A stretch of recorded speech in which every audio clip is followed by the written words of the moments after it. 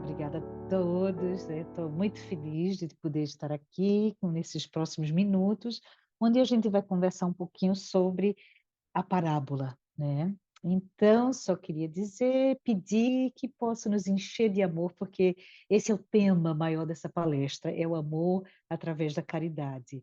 E vamos então, bem acadêmica hoje, a gente vai falar mais ou menos uma conversa sobre o que é uma parábola. A gente sabe o que é parábola, mas vamos destrinchar um pouquinho mais do que é, o porquê que Jesus usou da parábola, do método pedagógico, né?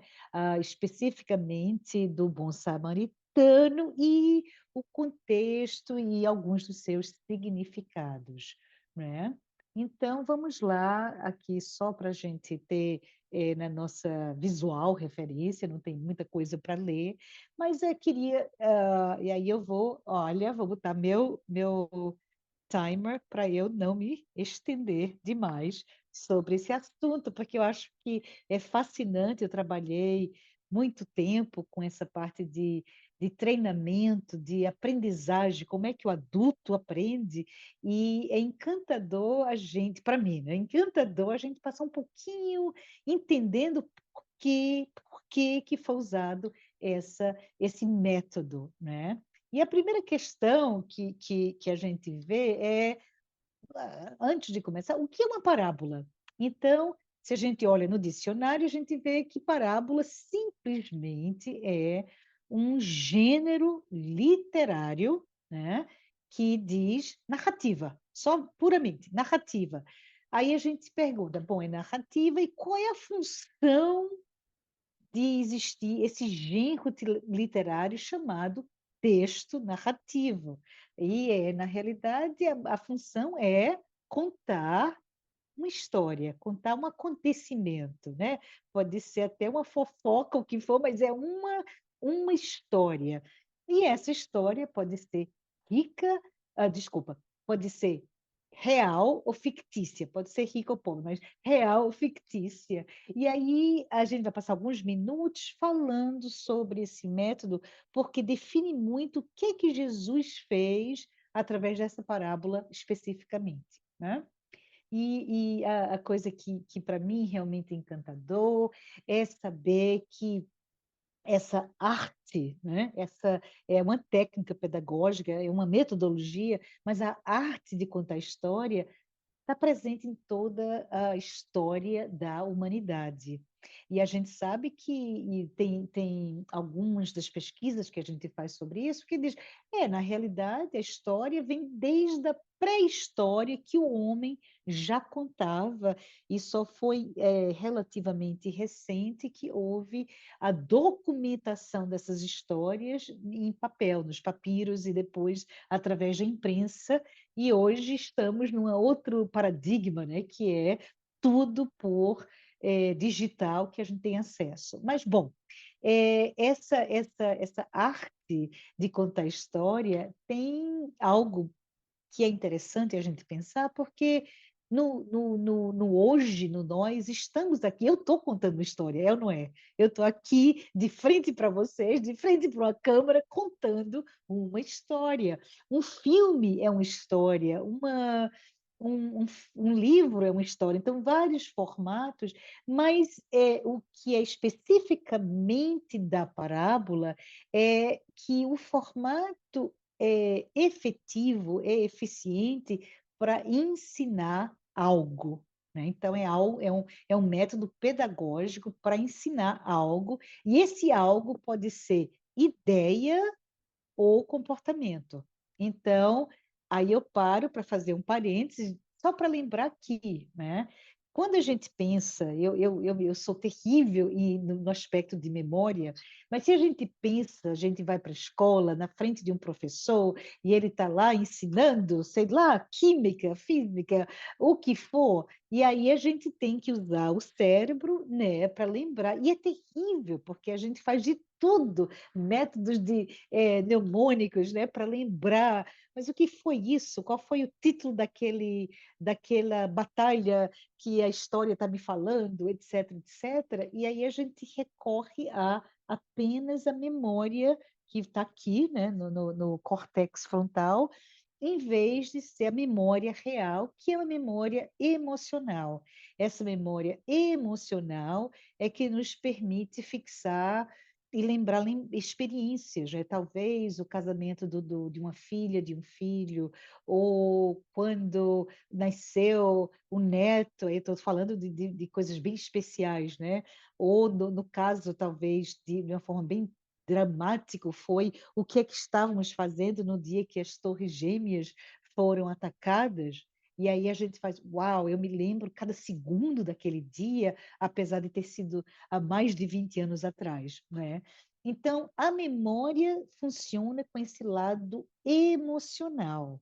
E aí a gente lembra, né? Lembra de detalhe, mas no normal a gente acaba confundindo tudo, porque dentro da pesquisa sobre memória tem a questão de onde é que eu vou armazenar na minha cabeça, onde é que eu vou poder me lembrar ou evocar.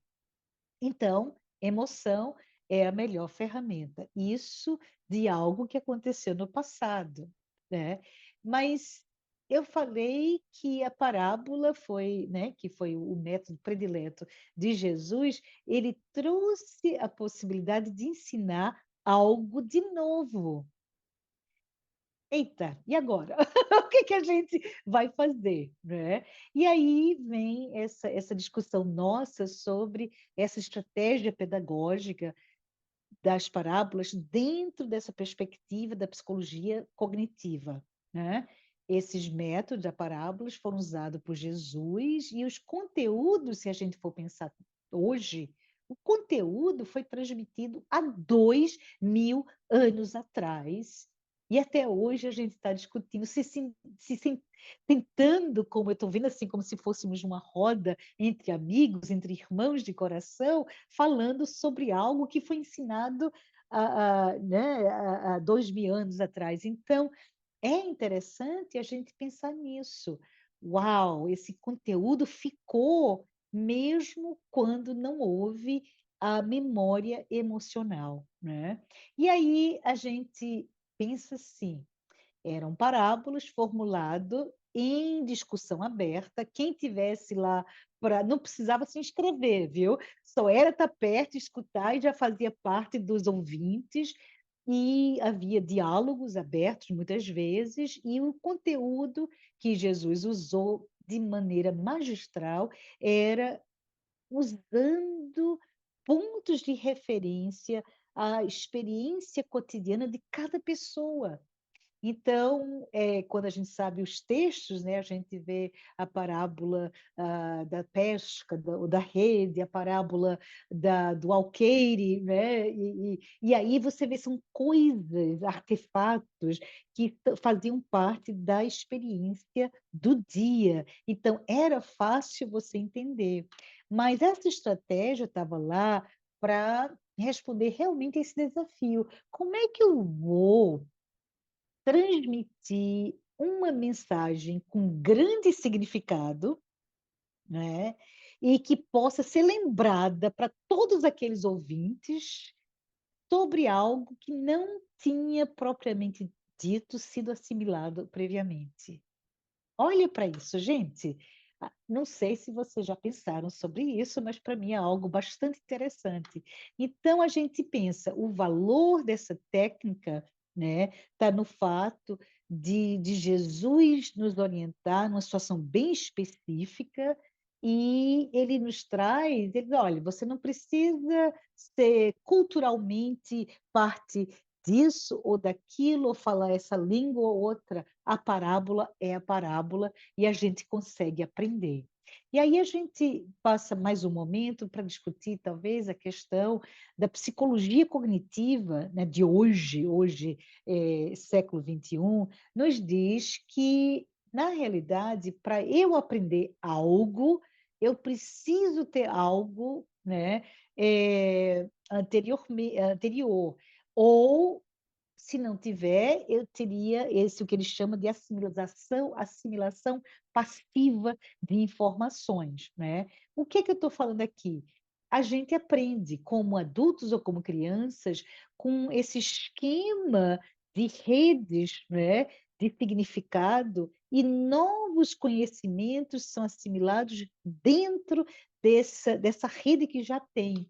Então, um novo aprendizado, ele permanece na nossa memória, novo, ele deve ser incorporado às minhas redes semânticas, e aí, dentro disso, eu, Márcia Trajano, e cada um que está aqui comigo nessa conversa, cada um de nós vai atribuir um significado para que a gente possa assimilar esse novo conhecimento, né? E aí é que a gente fala, essa elaboração de um novo conhecimento é feito da minha ressignificação pessoal. E aí a gente volta para Jesus, né? Jesus estava inserido num contexto cultural de uma sociedade extremamente religiosa, e dentro daquilo que era a sociedade judia, né, essa sociedade, os judeus tinham conhecimento, tinham consciência do lado especial que eles tinham, porque dentro olha, parou meu tempo, tá? Eu tenho que encerrar essa conversa para a gente continuar sobre a parábola. Mas bem rapidamente, dizendo que eles foram colocados, eles foram ditos como o povo escolhido por Deus, não é isso? E dentro ter sido o povo escolhido, eles foram destinados a preservar esse relacionamento com Deus. E isso que é muito importante para a gente lembrar nos próximos minutos antes, porque dentro do que Jesus nos traz, ele nos traz isso. Como é que a gente vai ressignificar nossa relação com Deus, né? E aí, lembrando só que Marcos, né, no Evangelho, ele nos diz: Jesus não ensinava nada sem parábola, não é? E assim ensinando, Jesus abriu o pensamento de todos os que estavam lá para poder conseguir assimilar algo que não estava lá. E basicamente a gente sabe, como o Espiritismo, Jesus não estava convertendo ninguém, né? Não estava querendo convencer ninguém, ele simplesmente trazia esses ensinamentos maravilhosos, imagens e talvez até chaves de interpretação para a realidade espiritual, para essa conexão com Deus que era nos dito. Então, a gente fala aqui sobre o Evangelho propriamente dito, né? O Evangelho segundo o Espiritismo, capítulo 15, que é o título Fora da Caridade Não Há Salvação, e dentro dele tem a parábola O Bom Samaritano. Só para lembrar, quando é que foi publicado o Evangelho? Né? 15 de abril de 64, terceira obra da codificação. Mas o que é interessante saber, por que que eu estou contextualizando novamente sobre o Espiritismo, sobre o Evangelho, por quê? Porque dentro da codificação espírita, Kardec, ele publicou, né, esses livros, e o contexto intelectual da época era um contexto do iluminismo, que simplesmente significava todo mundo é igual perante a lei, do positivismo, que simplesmente significava a gente precisa de uma ordem e um rigor social para nos progredir, e nesse contexto intelectual muito vibrante da época, existia uma extrema crítica ao absolutismo, o poder da igreja, né? A limitação do poder da igreja, novamente, algo que a gente sempre fala dentro dos trabalhos que a gente estuda sobre Joana de Anjos, e a Joana traz isso muito fortemente, né? Dentro de sermos resultantes culturalmente da Revolução Industrial, da mecanização, do aumento de população, isso enche um monte de problemas nessa época. E aí, Allan Kardec, ele foi, olha, completamente atacado, e aí com aquelas pessoas que começaram a escutar, a ler, a entender, ou tentar entender o espiritismo, eles perguntavam, o que é ser o bom espírita, né? Qual é aquela coisa? E aí ele traz, nesse capítulo do Fora da Caridade não há salvação, eles nos traz esse pensamento que não adianta eu ler e poder recitar o Evangelho, o Livro dos Espíritos, a Bíblia, o que for de capa a capa. O que importa é a gente reconhecer dentro de nós esse sentimento, esse ser caridoso, não é isso?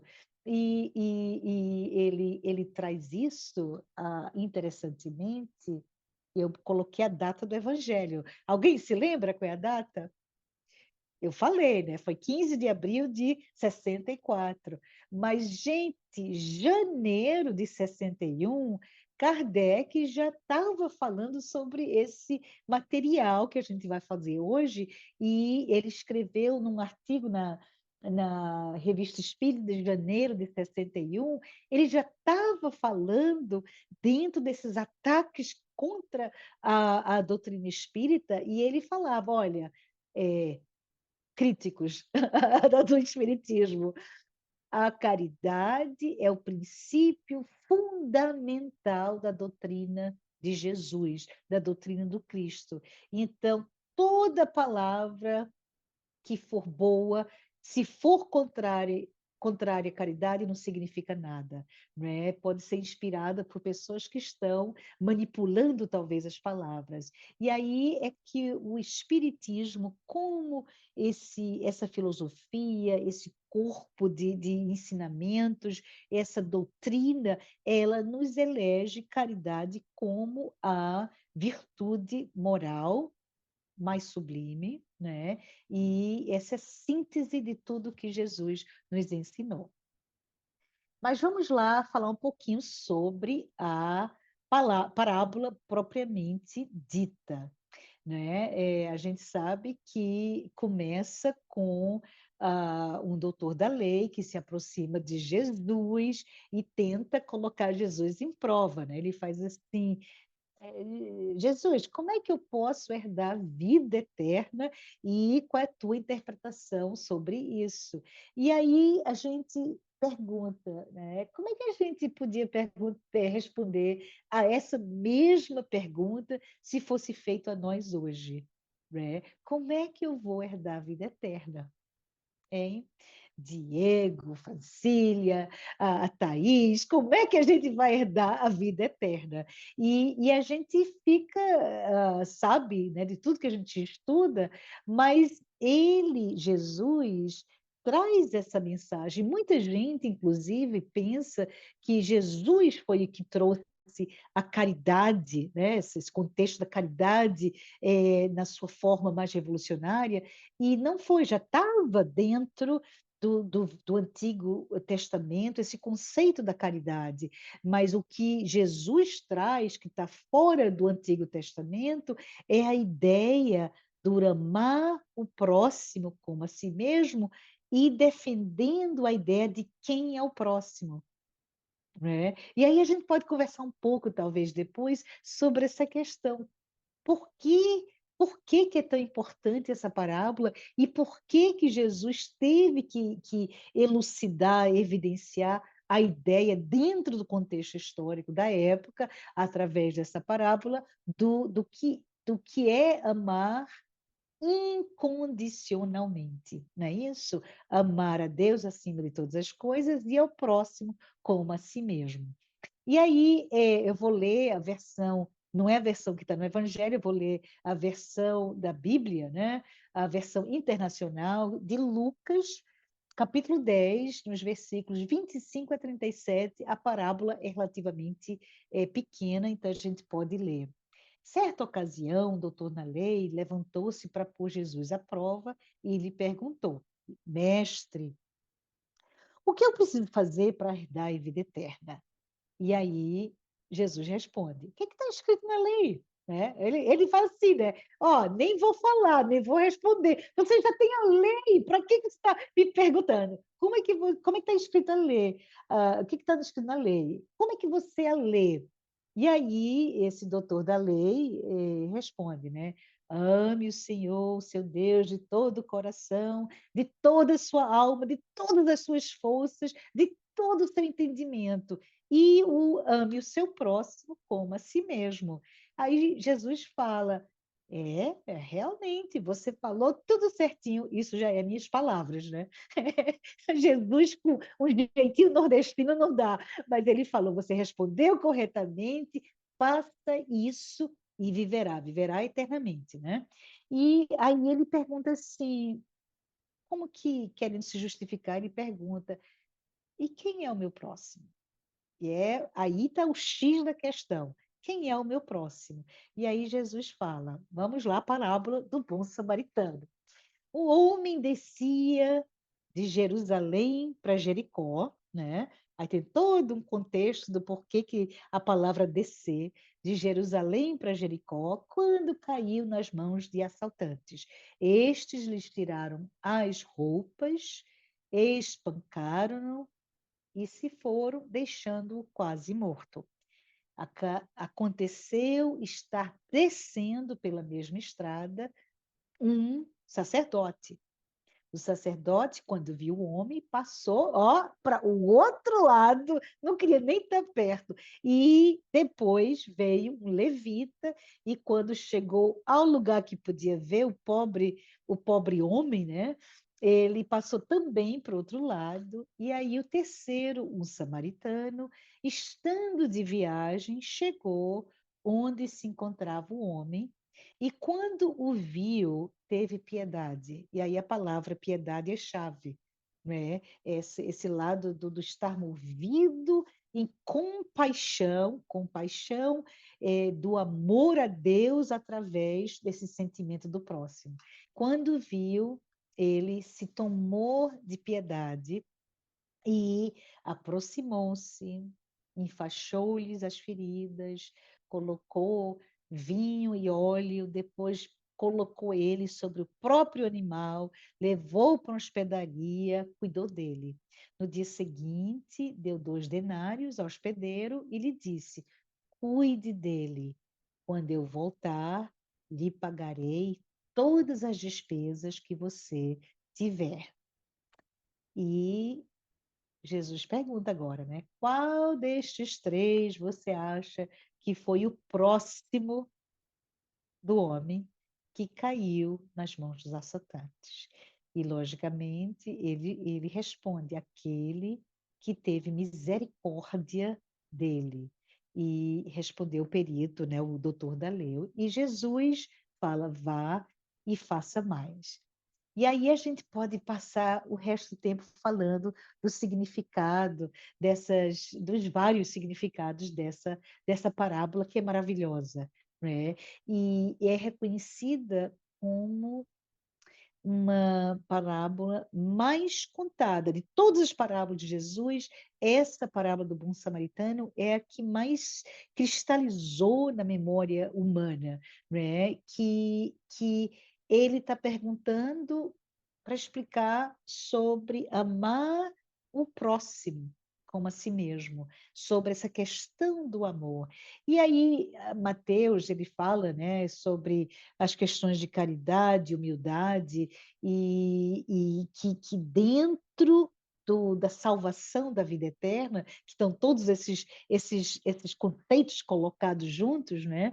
A caridade e a humildade são eles que estão necessários. E, logicamente, Mateus, no capítulo 22, fala outra coisa também, né? Que, se você não quer ir se salvar, nessa estrada da salvação, na estrada para a vida eterna, vai para outra, que é o egoísmo e orgulho, que é a estrada da perdição. E ele, novamente, Mateus repete exatamente o que Lucas tinha falado de Jesus: ame que faz o mandamento maior. Ame a Deus de toda a tua alma e o teu próximo como a ti mesmo, né? E que todos os mandamentos da lei mosaica estavam contidos nisso. Então, é bem interessante para a gente pensar, né? Se fizermos o mal contra o próximo, é fazer o mal contra Deus. E Kardec responde isso de uma forma bem bonita, porque ele diz isso, não é? Que é a ideia de principal de termos e comportarmos e sentirmos a compaixão para o próximo, independente da posição política ou do poder, independente da origem ou da classe social. Por que que eu estou falando? Por que que a gente fala desses significados? Bom, existem muitos símbolos, né?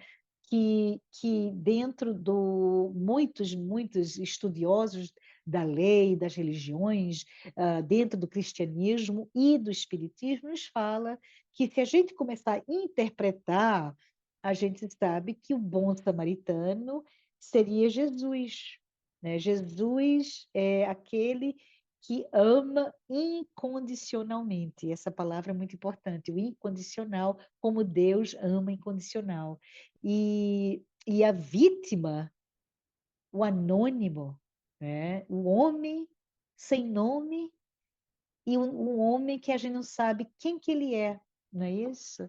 Aí vem uma questão bem importante, talvez, para a gente pensar aqui juntamente, que dentro da lei de muitas religiões, que não é o caso do samaritano, né, na Samaria não existia essa lei religiosa em de fazer o bem porque está na lei, né? E aí a gente pode pensar, mas será que eu sou bom se eu sou bom por causa de uma lei? A condição de ser bom é de seguir, obedecer a lei? Será que é isso? Aí vem outras condições, né? A gente vai fazer, fica bem entre nós aqui, século XXI, aqui nos Estados Unidos. Ah, eu vou ser bom em praticar caridade porque talvez eu tenha benefícios no meu imposto de renda. É ou não é? Ou porque aquele grupo, isso acontece para mim profissionalmente, existe uma caridade que a minha companhia coloca todo mundo para fazer parte, e todo ano eu sou caridosa, né? Eu sou caridosa, eu vou lá, eu faço tudo, mas é condição. Se eu mudasse de emprego, será que eu continuaria ou não? Está entendendo? E a gente não está falando que coisa ruim, é simplesmente essa questão de que muitos de nós temos um condicionamento, a gente ama, a gente tem compaixão, a gente se move para ajudar, talvez por religião, talvez por questões profissionais, talvez por questões de que, talvez, quem sabe, eu estou aqui, não é o meu caso, né? Mas eu estou aqui morando num país estrangeiro e eu não vejo ninguém, mas eu encontro alguém que está falando português. E aí a gente pensa, português é minha língua, é brasileiro, deixa eu ajudar porque eu me sinto refletido naquela pessoa. É uma condição, porque e se fosse chinês, japonês, e aí vai, né? Paquistão, o que for, eu não ajudaria? Quais são meus condicionamentos? E aí essa questão. Ele, esse homem nu, ele não tinha nem os trajes que ia colocar, se era grego, romano, pagão, se era, vamos dizer assim, se era rico ou se era pobre, por não ter a língua, né, ele estava inconsciente, também não sabia qual é a tua origem, quais são as condições para eu me decidir te ajudar. E é por isso que o homem, a vítima, que a gente termina a parábola sem saber, né? Começa e termina, a gente não sabe se ele é isso ou aquilo. Então, ele é o próximo. E a gente sabe que dentro da questão do descer e de subir, tinha a questão, bem rapidamente, estou consciente do horário, que Jerusalém, como a capital das duas tribos, né, que ficou o centro desse povo, lembrando que eu já falei isso, né? O povo judeu prometido, que tinha uma ligação especial com Deus, e a sede dessa ligação, onde se dizia na época que Deus estava, era o templo em Jerusalém. Por isso que tantas e tantas pessoas eram como que levado a fazer pelo menos 3 peregrinações, onde você estivesse, até Jerusalém, para se conectar com o Deus.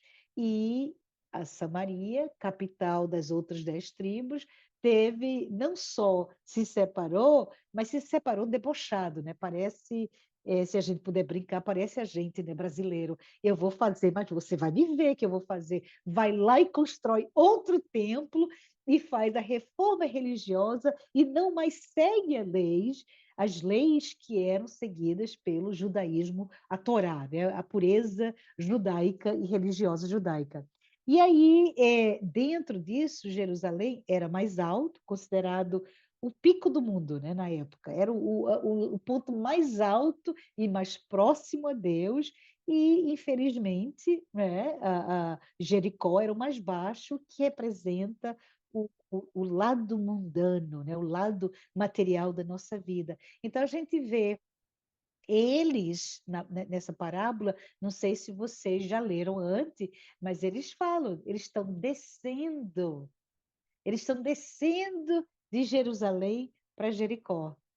Eles estão descendo desse local em que estava conectado com Deus para o mundo, para o lado material. Né?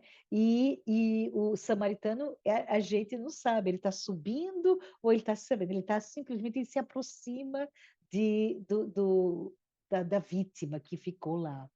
E outra coisa se a gente puder falar um pouquinho mais sobre os significados, os simbolismos, né, é que sacerdote simplesmente significava, representava a lei mosaica e o levita, os profetas, né? Existem mais muitas e muitas coisas que a gente poderia falar mais sobre o significado, mas a gente pode falar sobre essa questão que Jesus estava aqui não descrevendo uma pessoa que descia de um lugar comum, mas era, como eu já falei, de Jerusalém, esse cidade, templo, né? Eu nunca fui, eu tenho um grande desejo de ir para Jerusalém, mas é isso, é esse elemento de estar conectado com Deus. E quando está indo para Jericó, logicamente, 250 metros abaixo do nível do mar, então é baixo mesmo, e aí vem essa questão de ser associado não só ao mundo material, mas o mundo animal, né? Porque era lá que era prazeroso, que é lá que as pessoas da época iam para suas férias, por assim dizer. Então, nesse momento, o viajante, né, ele foi salteado e a gente não sabe, ele estava descendo essa estrada considerada íngreme, né, que ia de Jerusalém até Jericó, mas não conseguiu chegar até lá, né? Então, ele caiu como todos nós caímos. E aí vem a questão maravilhosa que é realmente a revolução, a mensagem revolucionária que Jesus nos trouxe, né? Que volta à questão das condições. Jesus fala desse amor incondicional de Deus, mas Jesus, a sua mensagem revolucionária dentro dos estudos teológicos está na questão de que ele nos traz, né? Até então, você ama quem? Você ama o próximo dentro da sua religião, você ama o próximo dentro do seu clã, da sua tribo, da sua, né, o que for da sua família. E Jesus não fala só isso, amar o próximo, ele fala depois, ame o seu inimigo. E o inimigo é o outro, não é isso, gente? O inimigo é o outro, é o próximo que não está dentro do teu lar. O outro que se a gente colocar a interpretação hoje do nosso dia, a interpretação até psicológica, talvez, do que é o outro, é tudo que a gente não aceita.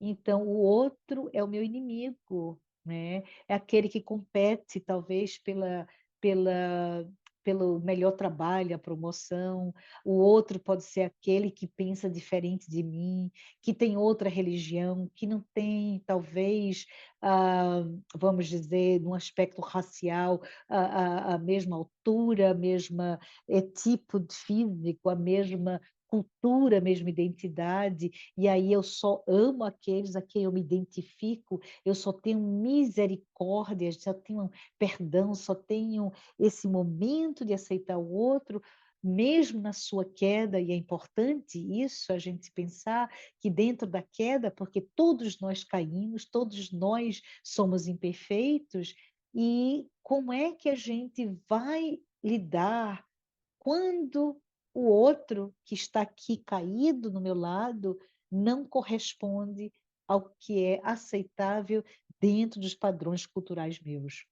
E se o outro, aí eu vou falar talvez estereótipos aqui, perdão, não quero ofender ninguém, mas se o outro é talvez alguém que está viciado em drogas, se aquele outro, aquela pessoa que pragueja contra o espiritismo e está me ofendendo, ou aquela pessoa racista que fala mal, eu estou falando minhas coisas, né? Fala mal do brasileiro, e aí vai, a gente pega todas as nossas dores, mas Jesus fala para amar o próximo, o outro, o que pensa diferente de mim. E só para a gente fechar em conclusão sobre essa questão da revolução, da mensagem revolucionária do amar o próximo incondicionalmente e através da caridade, como essa virtude do amar em ação, ou seja, quando eu vejo aquele que está caído, que eu possa ser o próximo, né, que eu possa chegar desse meu próximo e o ame não só em palavras, mas em atos. E aí tem algo bem interessante que a gente pode pensar para nós mesmos, né? Será que a gente precisa da procura do próximo para amar eles? Ou será que a gente pode começar a se ver como próximo, né? Aquele não amado, né? E como é que a gente vai lidar com o descaso do sacerdote ou do levita, né? Como é que a gente vai lidar com a magnanimidade do samaritano, que talvez seja meu maior inimigo, que está aqui me salvando, que está aqui me estendendo a mão? E são coisas que a gente tem que pensar sobre o nosso comportamento mediante o não só ter a misericórdia, ter a caridade dentro de nós, mas principalmente a gente poder compreender que todos nós caímos e, evidentemente, todos nós deveremos nos pensar como é que nós queremos ou seremos agir quando formos essa pessoa, como formos esse próximo que precisa da misericórdia, né? E aí é nesse sentido que eu acho que a gente pode abrir para questões. Eu tenho material para a gente conversar por mais 3 horas, mas a gente pode parar aqui e conversar um pouco. Obrigada, Márcia. De nada. Com certeza a gente pode ir por bastante tempo. Você estava falando de várias coisas que foram vindo aqui na minha cabeça, então é um tema muito importante mesmo da gente estar sempre refletindo, né? Sempre Isso, isso. tem muita informação, muita coisa ali para a gente, muitos significados. E agora, então, a gente abre para as perguntas, e aí vai ter mais oportunidade para, né, tá trabalhando esse tema um pouco mais. Isso. Quem gostaria de começar? Precisamos de um voluntário. Olha, eu vou ser a Vai voluntária. lá, Yara. A Márcia, ela me abraçou, assim, de uma forma tão carinhosa, e aí levantei tantas questões. Uma delas foi a questão da descida, Uhum. que você trouxe, achei super interessante, e ali mesmo na sua explanação, você trouxe a explicação. Então a gente tem um sacerdote ali, e eu vou falar, e aí depois eu gostaria que você, né, Sim, sim. me usasse um pouquinho mais. Então, assim, o sacerdote seria as representações da lei, das regras, que muitas vezes nós nos apegamos a isso para não ir em auxílio. Os levitas seriam o nosso grupo social, né, onde nós estamos Isso. inseridos, né, porque ele fala que quando o sacerdote, ela, acho que não, eu não lembro do primeiro, o levita fala que ele É. considera, mas não, o sacerdote, ele nem isso ele considerou, né? Ele já passou. É, Quer dizer, se não encaixa de acordo com as regras e as normas, então eu nem vou estender as mãos, né? E aí o samaritano. Na interpretação do samaritano, que eu achei muito linda, né, que é o Jesus em auxílio, eu uhum. fiquei com duas questões. Esse samaritano somos nós em auxílio a essa criança e essa pessoa ferida, que está caída, porque ela está descendo. E aí, num determinado momento dessa expansão da nossa consciência, nós vemos em auxílio desse ser que somos nós. É, Ou seria quando nós saímos das regras, das imposições das regras, desse convívio social, essa pressão social para fazer o diferente para nós e para os outros. E aí ele fala uma questão, tem muitos símbolos mesmo, e ele é. fala sobre um pagamento. Uhum. Ele paga. Pagar seria suportar essa pressão externa para ir em auxílio do outro. Não, você está completamente certa, Yara, e se alguém quiser mais falar, e que é muito interessante isso, né? Uma forma da gente entender essa parábola com relação a quem é o bom samaritano, vamos falar, não que é Jesus, mas vamos falar que é né? O bom samaritano seria o materialista, sabe? Aquele ateu, aquela pessoa que não entende nada, né? Aí vê alguém caído, mas aquela pessoa não é espírita, esse é o levita, né? Eu não vou porque não é espírita. Ou aquela pessoa está fazendo, talvez, está tendo comportamentos esdrúxulos, está falando mal do que é meu, então não vou fazer. Então, dentro desculpa, do espírita falando isso, o materialista que vai lá e, ó, eu não, como você falou da segunda vez, né? Eu não estou olhando para as regras, porque a bondade está em mim, né? O amor está em mim. Eu amo incondicionalmente. E é nesse sentido que, para mim, Yara, e a todos, para mim é esse o maior significado dessa parábola. Será que eu já tenho o amor, essa compaixão incondicional para o outro? E eu estou falando aquele outro que te maldiz, sabe? Aquela pessoa que está fazendo fofoca contra você, aquela pessoa que faz mal para o teu filho, aquela pessoa, sei lá, são as várias formas de a gente colocar imagens nossas daquela pessoa que você, né, eu tenho raiva, eu quero matar todo mundo. Não, eu não posso, porque o amor habita em mim e eu vou personificar o bem, independente de onde você é e de quão machucado você esteja. Porque se a gente colocar hoje dentro das discussões espíritas, mas no veio psicológico, a gente sempre está caindo nessa questão do... A Joana, nos últimos livros que ela trouxe, mas essa discussão tem nas outras obras também, né, em que ela fala que, infelizmente, a gente passou de uma sociedade, né, a sociedade promulgada pela Revolução Industrial, pelo ter, né? Então a gente era o nosso status social não era o sangue azul mais, mas era o quanto que eu tinha, né? Então eu tenho um castelo, eu tenho isso, eu tenho, sei lá.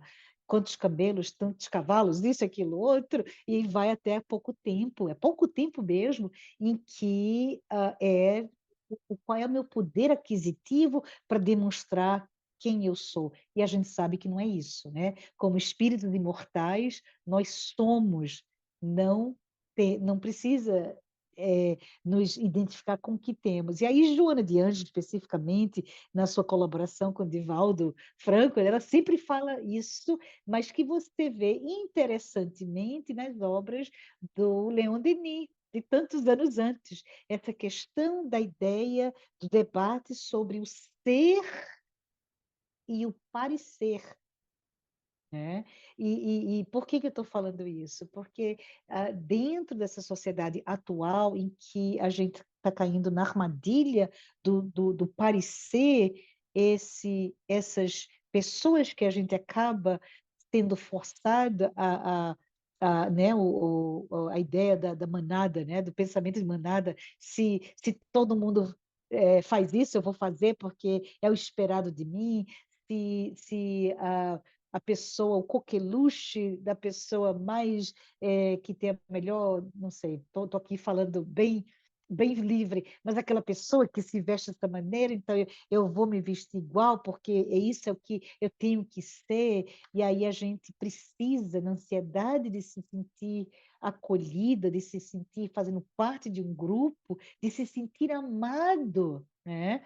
A gente acaba caindo no tentar parecer, que eu chamo, que é a síndrome do imposto com exponencial, né? A gente está fabricando as histórias, gente. A gente está, através da mídia social, criando uma narrativa que não é de parábola, talvez seja, talvez, né? Se a gente pensar em que a gente faz a narrativa, aqui é minha casa, aqui é minha família, olha como eu estou criando meus filhos, olha como é que eu estou exercitando, é o que eu estou comendo, e no afã de ser aceito, de ser amado, a gente acaba criando uma curadoria de algo que talvez seja ficção, que não projeta o nosso sentimento, que não projeta o outro que caiu, que está ferido, que está machucado, que está nu, que foi tirado tudo, não é isso? A gente tem que ser o maior para ser seguido.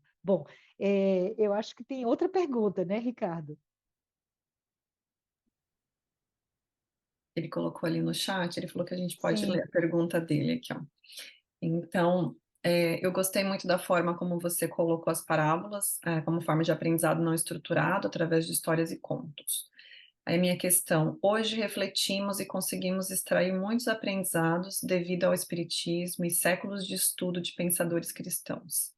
Você acha que ainda existe mais questões a serem aprendidas dentro dessas histórias ou devemos apenas nos focar nesses estudos? Bom, Ricardo, isso é meu pensamento, tá? Eu acho que sempre tem que estudar mais e mais, né? Porque alguém pode vir com um viés completamente diferente, mas que traz esse acordamento. Ah, é. E foi isso que ele fez, né? Jesus fez com essa parábola para o doutor da lei. O doutor da lei estava circunscrito, que é a tua pergunta, Yara, naquela questão do eu sou doutor da lei, essas são as leis mosaicas, e eu faço bem dentro daquele esquema e não mais fora. E aí ele fala, né, dentro de todos os preconceitos da época, dos sentimentos contra os samaritanos, etc, etc. E aí ele fala, mas quem é o próximo, né, que a gente deve amar como a si mesmo? Né? Então, para responder a tua questão, eu acho que a gente tem que estudar. Eu sou fã de ler, então, se você pudesse um dia me visitar aqui em Nashville, você ia ver que tem de tudo. Eu já li o Corão, já li o Bhagavad Gita, eu já li a Bíblia, várias versões, isso por questões de estudo, né? Meu mestrado, muito tempo atrás, foi nessa parte medieval, então precisei ler, e aí a gente começa a ver que quanto mais a gente lê e quanto mais a gente abre nossos olhos, a gente vê a universalidade dos ensinamentos, e talvez essa universalidade venha com palavras ou nuances diferentes, mas a gente está aqui para aprender, né? Para chegar a essa consciência universal que é o que a gente está destinado, todos nós daqui, destinados à felicidade infinita. Eu adoro essa ideia. Não é nem é com angelitude, mas não precisa nem falar da angelitude. Vamos falar dessa felicidade que é infinita. Márcia, Hum. a pergunta dele, né, eu fiquei pensando na questão, como que essas parábolas, elas têm esse caráter pueril, né? Isso, Até por isso isso. elas não foram modificadas ao longo do tempo, Uhum. porque elas têm muitos significados. Inclusive, assim, esse de descer eu nunca tinha ouvido falar sobre isso, não Ah, tinha lido aham. sobre essa significação, né, que tem ali. Uhum. Então, e a gente vê como que os materiais que nos chegam, né, os espíritos superiores, eles têm esse poder de Isso. síntese. Então, é É, muita coisa que tem ali, às vezes numa frase, você fica, né, num estudo ali, e é. tem muito material. Então, assim, a gente tá realmente, você falou no início da palestra, né, nós somos bebês, então a gente está aprendendo o beabá nesse momento, É, né? A gente ainda isso, vai chegar isso, lá e tirar muito mais dessas histórias. isso. Então, estamos caminhando. Eu vou fazer um plug aqui para todo mundo. O Haroldo Dutra Dias, você sabe, ele é estudioso do Evangelho. Eu estava aqui com o livro, né, um dos primeiros grandes livros que eu acho que foi 2014 que eu comprei, 2013, do Haroldo, e é uma versão do Evangelho que é muito, muito boa, muito gostosa, e desde muito tempo que ele tem esse amor, logicamente, ele fala muito do Emmanuel, mas ele tem esse carinho especial pelo João, o evangelista, não é isso? Então, ele fez por muito tempo e já escreveu vários livros sobre Apocalipse e escreveu o Evangelho de João, né? E agora acabou de publicar o segundo volume sobre o Evangelho de João. E aí eu estou lendo ele e eu gosto muito da didática de como o Haroldo fala, né? E uma das coisas que eu achei assim, interessante é porque ele passa 3 parágrafos falando sobre uma palavra. De João. Aí você fica assim, Haroldo, para onde é que você vai com isso? 3 capítulos, né? 3 capítulos sobre uma palavra. Como é que a gente vai prosseguir? Mas é a riqueza, né, Ricardo? A riqueza, né, Hilari, de conteúdos que, quando você traz talvez um contexto que a gente não está nem atinando ainda, o contexto dessa palavra dentro da cultura da época, dentro da leitura grega, etc, etc, etc. E aí é muito interessante isso, a gente poder entender, mas que eu, particularmente, acho que a gente não precisa ficar muito preocupada, porque está vindo, né? E os nossos benfeitores, os nossos espíritos de luzes que estão trabalhando dentro de um centro espírita, dentro de um trabalho espírita, dentro dessa estrada pessoal que a gente está indo, eles estão nos enviando, não é isso? A gente fala da sincronicidade, são talvez os termos junguianos, né? Mas são sincronicidades que a gente sabe, a gente é espírito, a gente entende e acata a ideia dos espíritos afins que nos colocam os livros, que nos colocam esses discursos, esses debates, essas formas de a gente estar aprendendo na medida de que precisamos, né?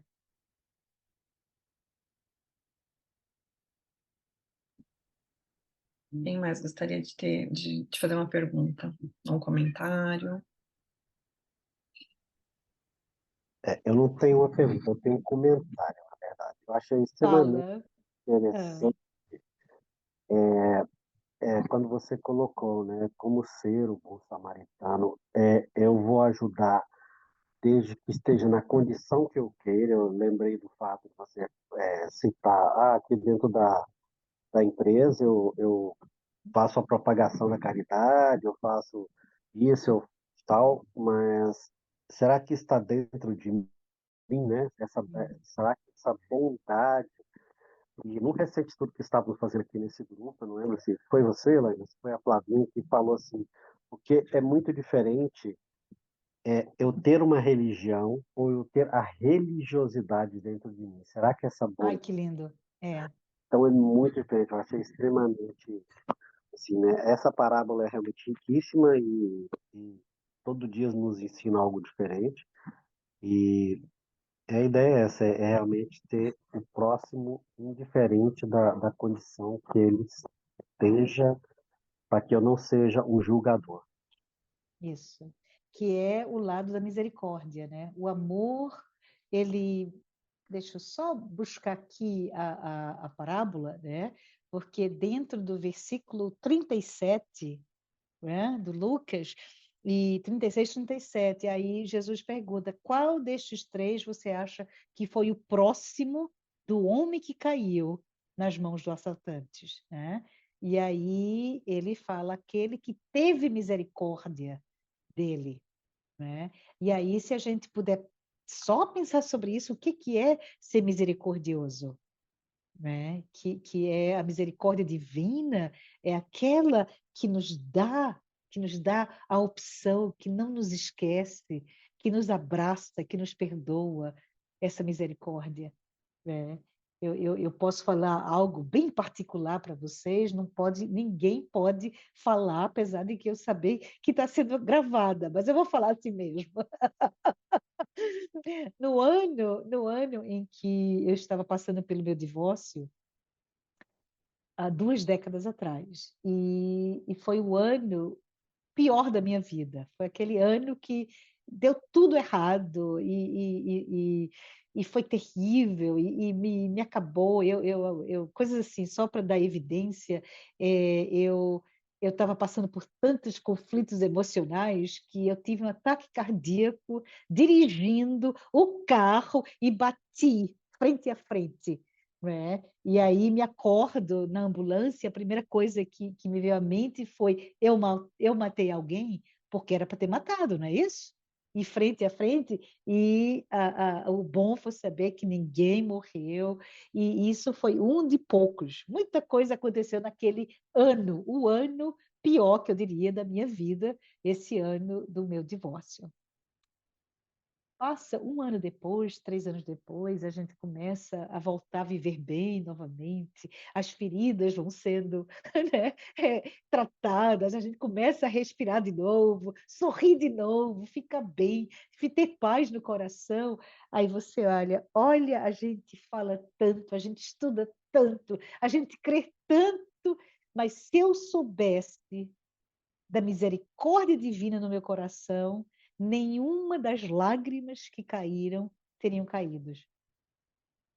A misericórdia divina estava lá. Eu não tive um dia que eu não sobrevivi, apesar de cada dia o medo de não poder sobreviver estava lá. Tá entendendo? Por questões diversas. E eu não fui desamparada por Deus. Eu sozinha estava lá e estava nas mãos do Criador, do Pai bondoso que está conosco. E aí, nesse sentido que ele fala, né? O próximo é aquele que teve misericórdia. Então, vem essa questão para a gente, para todos nós. Quando é que a gente vai ser o próximo?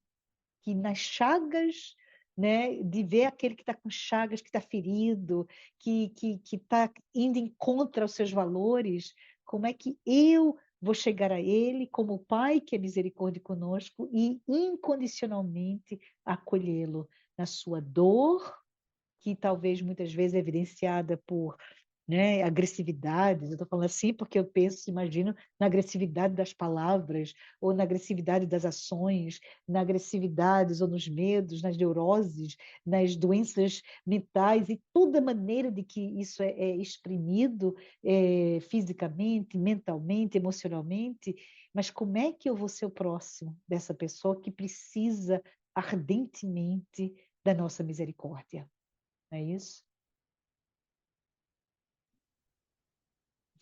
Márcia, eu Você falando isso, eu fiquei pensando, né, e como que essa misericórdia, ela realmente ela chega até nós também de várias formas. Isso. Eu anotei um trecho aqui durante a sua palestra sobre o livro Voltei. E tem um momento, é do irmão Jacó, e tem um momento em que ele fala desses exclusivismos que a gente tem, né, do grupo espiritual onde a gente se encontra, da família consanguínea, desses relacionamentos ali, né, que a gente vai formando, esses favoritismos que a gente vai criando também, porque uma coisa é a ligação, é o afeto do coração, isso a gente sabe Uhum. que tá Isso. ali, não passa. Mas a outra coisa é esse apego que a gente vai tendo, né, com esses determinados grupos. E esse favoritismo que a gente vai criando em cima disso. E aí lá, num dos capítulos que se chama Informação Útil, ele fala disso, né? Como que essa situação exclusivista, ela funciona contra a nossa harmonia da mente, que é fundamental para o Isso. nosso crescimento. Então ele é Isso. colocado num trabalho com elementos neutros, com espíritos que, pelo menos a priori, ele não se recorda. Uhum. Então, para que ele possa desenvolver um trabalho ali, realmente, né, do coração, sem essas ligações de favoritismo que ele já tinha criado com outros espíritos. Então, como que a misericórdia divina coloca ele nessa situação que, a princípio, pode parecer desconfortável. Então, É. muitas vezes a gente é colocado em situações desconfortáveis para que a gente possa, né, realmente ir crescendo, e a misericórdia divina está ali. Então, você está falando desse ano seu difícil e tudo mais, mas a gente, nesses momentos difíceis que todos nós temos, né, é sempre aquela coisa, aquela vai e vem, né, vai e vem. Isso, Nós temos isso. essas, às vezes a gente faz esses momentos mais difíceis ainda, com certeza, mas essas situações, elas de desconforto, elas vão surgindo. E a Uhum. misericórdia divina está plenamente presente nelas, né? A gente não está sozinho mesmo, que nem você falou, a gente está sendo amparado em todos os momentos. Então, é ter essa confiança, realmente aprender a confiar, e da mesma forma entender que, como o Pai age por nós. Uhum. Então, você falou um pouquinho de como que a gente pode, esse caminho, né, de repente olhando para a gente mesmo, começa por nós, Isso. né, como que eu Isso. quero, numa situação dessa, ser cuidada, ser tratada, para que a gente possa aprender a olhar para o outro. Então, somos realmente bebezinhos tentando olhar o outro, né, de uma outra forma. É, interessante. Você falou do Voltaire, né, que eu acho que toda pessoa tem que ler, toda pessoa que é dedicada ao estudo espírita tem que ler esse livro, mas o que me veio na cabeça, porque a gente está fazendo um estudo recente, então é bem recente mesmo, Elaine, sobre o depois da morte do Leon Denis. Né? E aí, logo no início, ele está falando, não sei se vocês já leram, mas ele começa indo nas crenças, né? Eita, já me esqueci o nome do monte da parte que são as crenças, né? E aí ele começa sobre as religiões, plural, e a doutrina secreta. Doutrina secreta é tudo que dentro eu acho que você falou a palavra pueril, que já ficou na minha cabeça, Elaine, que quando a gente vai ver, talvez, estudar vamos dizer, a religião, não sei, do povo, da tribo mais isolada da Amazônia, ou dos aborígenes da Nova Zelândia, ou o que for, né? Todas as religiões de 3.000 anos atrás, e muitas delas a gente olha e ver o lado pueril, né? O lado, talvez até de superstição. Ah, mas esse grupo, eles adoravam o Deus Sol e o Deus Trovão, e é muito pueril, porque a gente sabe que não é, etc. Mas aí o Leon Denis nos traz essa questão do compreender por trás da superficialidade e que o que é comum a todas essas religiões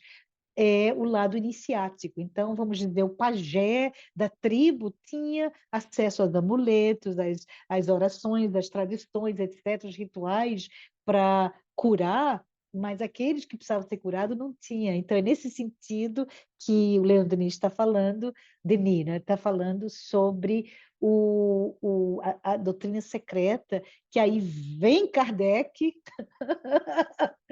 e traz um novo paradigma e faz assim: olha, gente, não é segredo mais. Tudo isso, o estudo da fenomenologia, né, através da mediunidade, do conhecimento sobre as reencarnações, o conhecimento de tudo isso é para todo mundo, e ele democratiza de uma maneira brilhante os estudos para todos nós. E aí, por que eu estou falando isso? Porque logo no início, aí ele está falando das religiões, isso, aquilo, outro, aí ele pergunta assim, né? Eu adoro Leon Denis, ele fala assim: será que a gente precisa de religião? E aí? Precisa ou não precisa? Né? E aí, né, ele cai exatamente, né, cai, ele vai, ele remonta exatamente o que Kardec nos trouxe. Inclusive, nesse artigo de janeiro de 1861 da Revista Espírita, quando Kardec está sendo criticado, e ele fala, não importa, sejamos caridosos, e aí nos mostra quem somos, né? Mas, bom, o que o Leon Denis fala sobre religião é que se for, Elaine, se for a ligação, religar essa conexão com Deus, é que é importante. Está entendendo? Não é a religião formal, superficial, o das ordens que essa parábola nos traz na realidade, né? E Yara está falando experienciar, vivenciar, sentir, né, Yara? Que é maravilhoso isso. Então, é nesse sentido que a parábola, na realidade, está nos trazendo isso que não adianta a gente querer colocar a lei do amar o próximo como a si mesmo, sem saber que o próximo são todos, somos todos nós. E ao lado disso vem o lado, né, em inglês, o flip side, o outro lado da moeda, que é todos nós caímos e que nós seremos o próximo de alguém, um dia ou outro, gente. Talvez na cama de hospital, com 100 e tantos anos de idade, no leito né, do processo de desencarnação, e a gente está lá, naquele momento, se não tivermos onde, talvez seja o momento de sermos o próximo, sedentos de afeto, de carinho, de cuidado. Ah,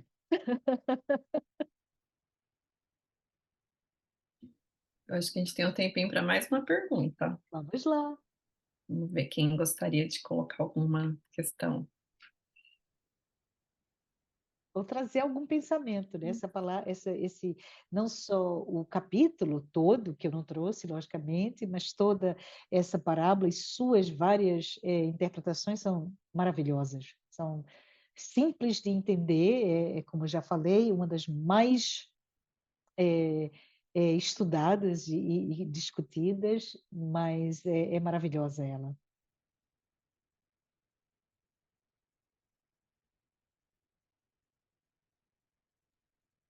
Todo mundo quietinho. Eu posso trazer uma pergunta para vocês. Vai lá. E se o outro, porque o mandamento é amar, né, o próximo como a si mesmo.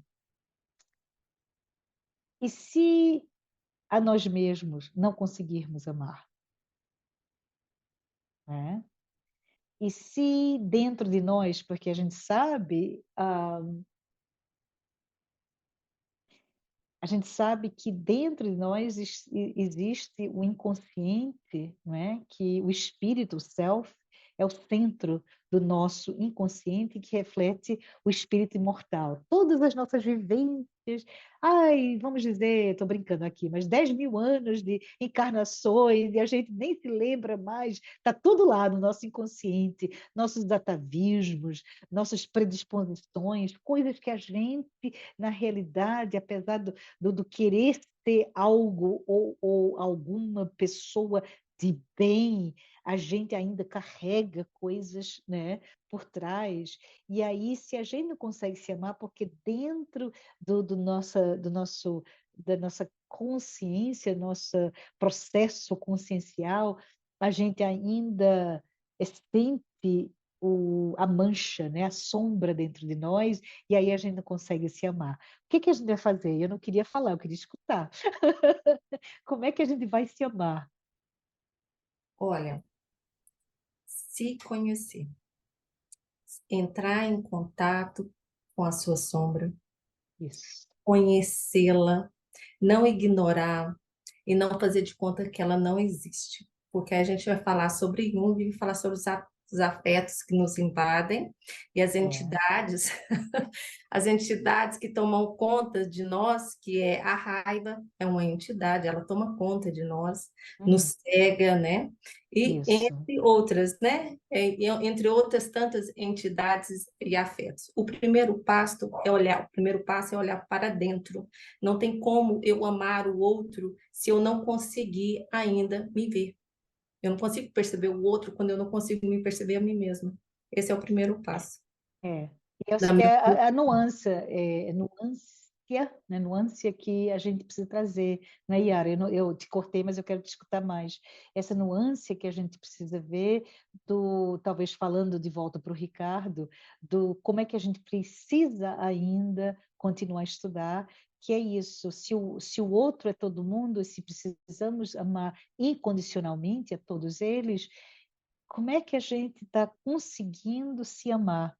Né? Esse lado do conhecer a si mesmo é crítico. Mas fala, Yara, por favor. Não, aí seria, né, uma das etapas, e a primordial seria esse autoconhecimento e a autoaceitação, que é o auto-amor. Eu me vejo na minha totalidade, eu vejo as minhas sombras e ela faz parte de todas as experiências, não só dessa vida, mas da vida dos meus ancestrais, das minhas reencarnações, porque nós somos uma totalidade em processo, né? Isso. Então, se abraçar, né? E a gente pode fazer isso fisicamente, se abraçar e se sentir, né?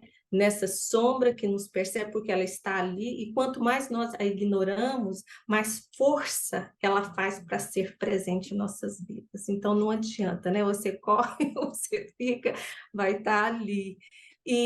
Né, e vem a projeções, porque tudo que a gente joga no meio é o que está dentro de mim. Não adianta. Isso. Muitas vezes a Isso. gente fala, né, Márcia, voltando um pouquinho para a psicologia, a gente fala assim, não, eu vejo aquilo no outro. A gente está, no caso, não é que a gente está ignorando que o outro não tenha. Até ele tem que ter para ter o gancho, porque se não tiver, não tem. Isso. Isso. É São verdade? os fantasmas. A gente tá vendo algo que não existe. Mas fala, Yara. Então seria esse. Então, quando a gente fala desse esse autodesenvolvimento, essa questão que o Ricardo colocou, é o seguinte: os conhecimentos, eles estão todos aí, claro, que na medida que nós vamos amadurecendo, temos essa expansão de consciência, essa capacidade de absorver mais conhecimento, nós, quando fizermos essa interpretação da parábola, ela vai vir com outro significado para alinhar a nossa capacidade de entendimento nesse momento, o que nós necessitamos agora para aplicarmos em nossas vidas, né? Isso. Então, assim, sempre vai chegar, na medida que nós nos amadurecemos,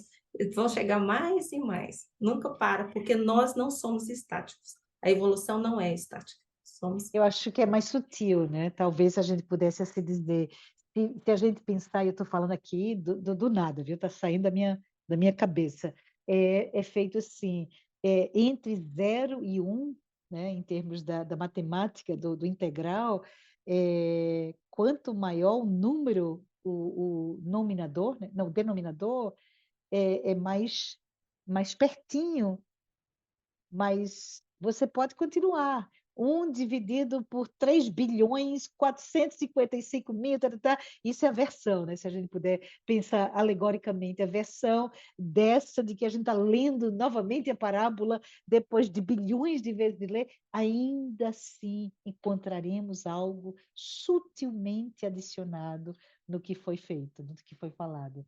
Então, é bem interessante a gente pensar nisso, dentro da nossa maturidade, como a Yara falou, obrigada, Yara, né? Na nossa maturidade, sabendo que a gente se trai o tempo todo, né? Eu acho que quando você estava falando do o reprimir a sombra, a imagem que me veio é o vulcão, né? Um dia o vulcão ele explode e aí a gente vai ter que lidar com tudo que a gente tentou reprimir, de algo violento, né? Que é o vulcão. As erupções vulcânicas são violentas, elas queimam, elas destroem, mas é necessário para reconstruir e voltar ao balanço necessário.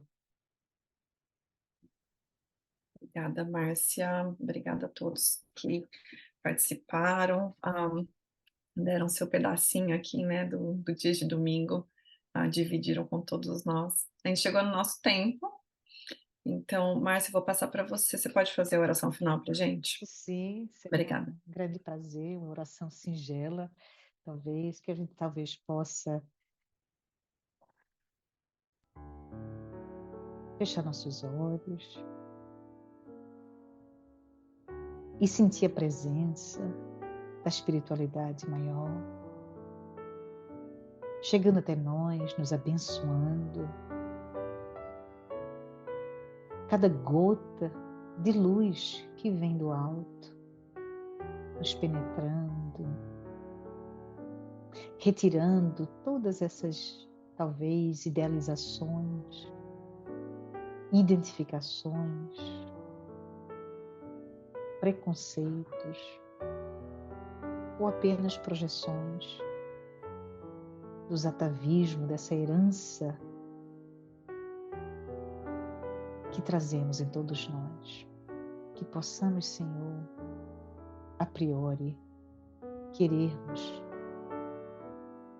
adentrar, assimilar a bondade dentro do nosso coração.